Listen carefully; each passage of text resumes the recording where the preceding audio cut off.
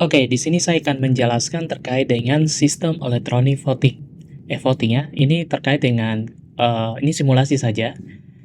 Jadi kalau kita lihat di KONAS, Konferensi Nasional, itu calonnya banyak sekali ya. Itu pasti lakukan perhitungannya membutuhkan waktu yang sangat lama. Tapi di penerapan untuk konferensi sinode, saya mencoba untuk membuat sistem yang lebih uh, mudah untuk penerapan ya. Jadi saat kita melakukan perhitungan suara, contohnya ini ada 4 kandidat ya. Contoh ini saja ya, ada Yohanes, Matius, Lukas, dan Efesus. Kalau kita klik di Yohanes, ini dia punya nomor urut. Yohanes nomor urut 1 ya. Kalau kita klik di Matius, ini dia punya nomor urut. Lukas, seperti itu ya. Oke, contohnya saat hasil perhitungan yang sedang berlangsung, kita klik saja Yohanes.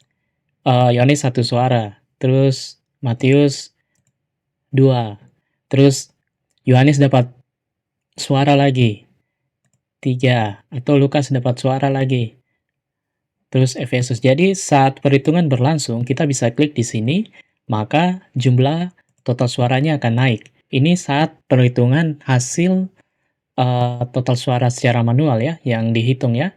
Jadi saat proses perhitungan, maka kita bisa klik di sini. Contoh Lukas 2 suara lagi, terus berikutnya Yohanes 3 suara, Efesus 4 suara. Saat perhitungan hasil ya, proses. Sekarang kita akan melakukan analisa hasil suara. Jadi klik di analisis hasil suara, maka sistem akan secara otomatis menganalisa. Jadi total suara masuk 17 ya. Kita lihat di sini total suara masuk 17 dengan detail perolehan suara.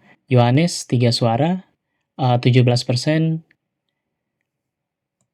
Matius 8 suara, 47%. Lukas 2 suara, 11%. Efesus 4 suara, 23%. Maka sistem akan melakukan kesimpulan.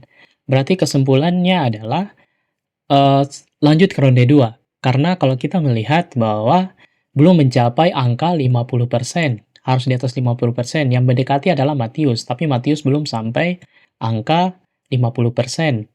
Jadi, sistem mengusulkan bahwa kandidat teratas unggul namun belum mencapai syarat mutlak 50% suara.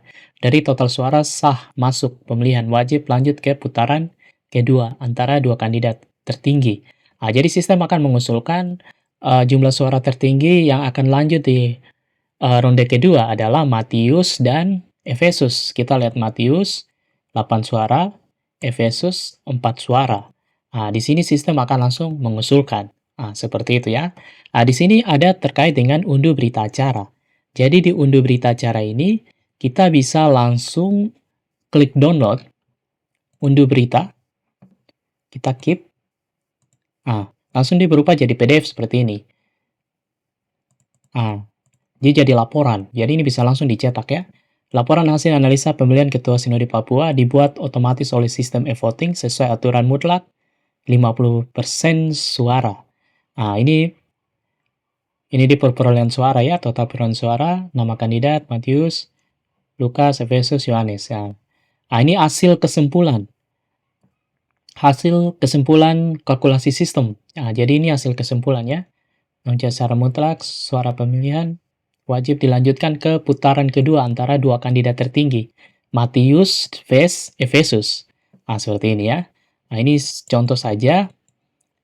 Dia punya, ini bisa dirubah-rubah untuk dia punya bawahnya ini, kalau direvisi ya. Tapi sistem akan melakukan cetak langsung dalam bentuk PDF. Ini bisa langsung dicetak, ditandatangani juga bisa juga, kalau mau seperti itu. Jadi seperti ini. Coba ini kan lanjut ke ronde berikutnya ya. Contohnya, seandainya saja kita naikkan Matius. Kita naikkan Matius yang menang ya. Coba Matius 20 suara. Coba kita analisa lagi hasilnya. Total suara masuk 29.